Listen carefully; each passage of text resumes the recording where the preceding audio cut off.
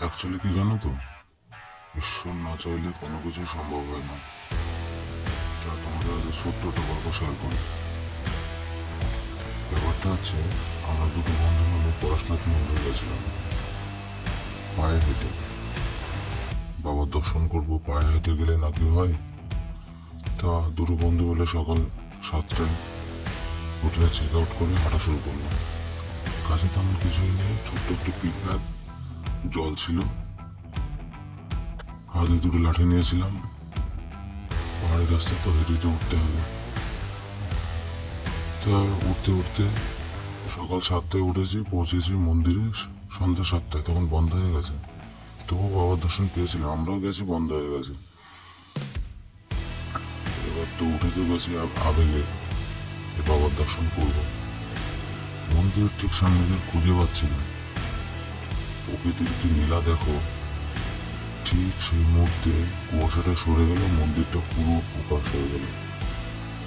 মন্দিরে যে বসে মেডিটেশন করলাম 1 ঘন্টা করে, দুজনে মেডিটেশন করলাম, সাইডের ভিউগুলো অনুভব করলাম, ফিল নিলাম কিছু, ঈশ্বর বলতে কিছু আছে।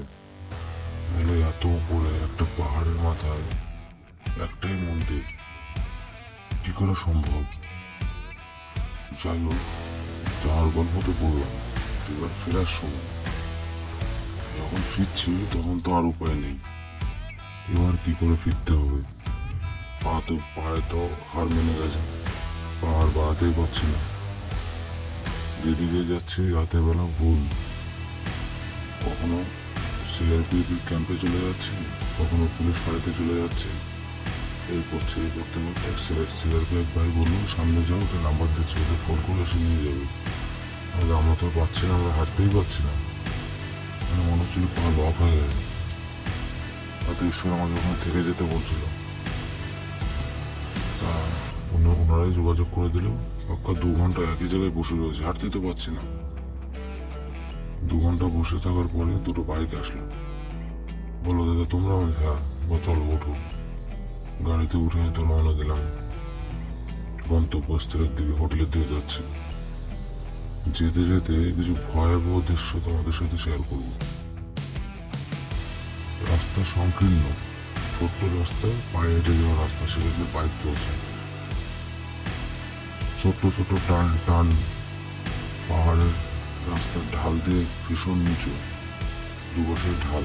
মানে এক চুল এদিক ওদিক হলেই তোমরা ভিডিও দেখতে দেখতে পাহাড়ের ঢালগুলো শুধু দেখবে, রাস্তার পাশ দিয়ে ঢাল।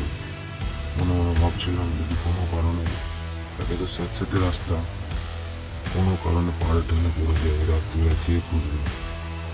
আমার মনে এটাও বিশ্বাস ছিল, ঈশ্বরের তো দেখা করতে এসছে, ঈশ্বরের স্মরণ করলে এসছে, ঈশ্বর ঠিক একটা ব্যবস্থা করেই দেবে।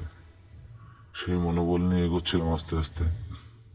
আগে আছে আমাদের নয়ন, আর পিছনে আমি ক্যামেরা করছি।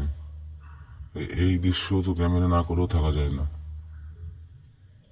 চলছে দেখো, ঢালগুলো দেখো আর টানগুলো দেখো, কি শর্ট শর্ট। রাস্তাটাও ছিল পুরো স্যাঁতস্যাঁতে, মানে প্রচন্ড রিস্কের রাস্তা। আস্তে আস্তে যেতে হচ্ছে, এই যে টান, এই যে গাড়ি ঘুরলো, আবার চলছে। যাই হোক, আস্তে আস্তে এগোচ্ছি। ভয় তো করছিল, ভয় করছিল তা না, ভয় একটু করছিল। রাস্তার ঢাল দিয়ে যখন বাইরের দিকে তাকাচ্ছিলাম তখন মনে হচ্ছে এই গেল রে গেল। বাইকে নামতে কিছু না হলেও ভিডিও তো কেটে কেটে করা, না হলেও মোটামুটি আমাদের তবু 2 থেকে 2.5 ঘন্টা লেগেছে নামতে। এসব জায়গায় মানুষ রেস্ট করে, উঠতে উঠতে যদি কষ্ট হয়ে যায় তারপরে। আর সব থেকে বড় যেটা ব্যাপার ছিল সেটা হচ্ছে কুয়াশার জন্য রাস্তা কিছুই দেখা যাচ্ছিল না। আর ওরা ওখানকার স্থানীয়, তাই ওদের রাস্তা মুখস্থ ছিল। দেখো ভাই, ঢালটা দেখো, এই দেখো সিঁড়ি, সিঁড়ির মধ্যে চালিয়ে দিল। আবার টানটা দেখো, ছোট ছোট টান, এরা গাড়ি চালাচ্ছিল কি করে, মানে সেটা অজব ব্যাপার, যে কি করে সম্ভব, এরা এখান থেকে গাড়ি চালাচ্ছিল কি করে। আবার এটাও মনে হচ্ছিল যে ঈশ্বরের দূত তো হতে পারে, যে আমাদের পৌঁছে দিতে জন্য এসেছিল। কারো মুখে কোনো কথা নেই, চুপচাপ গাড়ির পেছনে বসে বসে যাচ্ছি। আমার মনে এটাও ভয় করছে, কোনো জঙ্গলি প্রাণী এসে তো ঝামেলা করবে না।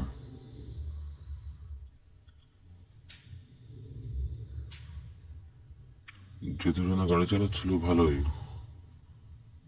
ধীরে সুস্থে নিয়ে এসে তাড়াহুড়ো করেনি। ওদের বলেছিলাম যে ভাই রাস্তা তো অনেক লেট হবে, ধীরে সুস্থে যেতে হবে। তবে একটা টাইম পরে যখন গন্তব্য দিকে পৌঁছে গেলাম, এখান থেকে আবার সিঁড়িতে আবার